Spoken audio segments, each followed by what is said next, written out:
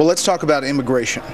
In recent days, you've charged that Speaker Gingrich was proposing amnesty, essentially with what he said in that last debate. You were attacking him on immigration, but you took what seemed like a very similar position back in 2006, 2007, telling Bloomberg that some illegal immigrants need to be allowed to stay and come out of the shadows, and, quote, we need to begin a process of registering those people, some being returned, some beginning the process of applying for citizenship and establishing legal status.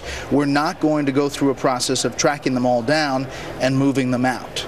Is that different than where you are now? You know, no, my view is that those people that are here illegally today should have the opportunity to register and to have their status identified, and those individuals should get in line with everyone else that's in line legally. They should not be placed ahead of the line. They should instead go at the back of the line, and they should not be allowed to stay in this country and be given permanent residency or citizenship merely because they've come here illegally. But isn't that what Gingrich is saying? Isn't he saying short of citizenship? I can't tell you what Speaker Gingrich is saying. But yeah, you call it amnesty. Bret, no, if he's going to do what I believe he said he was going to do for those people who would be allowed to stay permanently and become citizens, that would be providing for them a form of amnesty. But my view is, and I can tell you what, I'll let him describe his view. My view is pretty straightforward.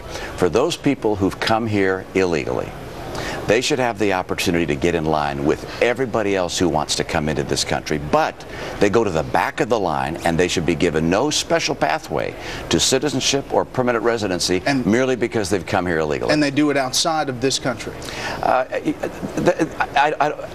Whether they apply here or whether they apply by going home, I think I've said in the past, I think it makes more sense for them to go home if we set up a system for them to apply here. The question is what you do with the 11 million plus people who are already here and how you handle them.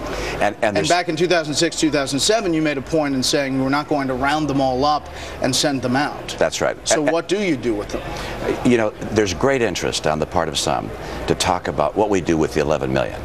My interest is saying, let's make sure that we secure the border, and we don't do anything that talks about bringing in a new wave of those or attracting a new wave of people into the country illegally.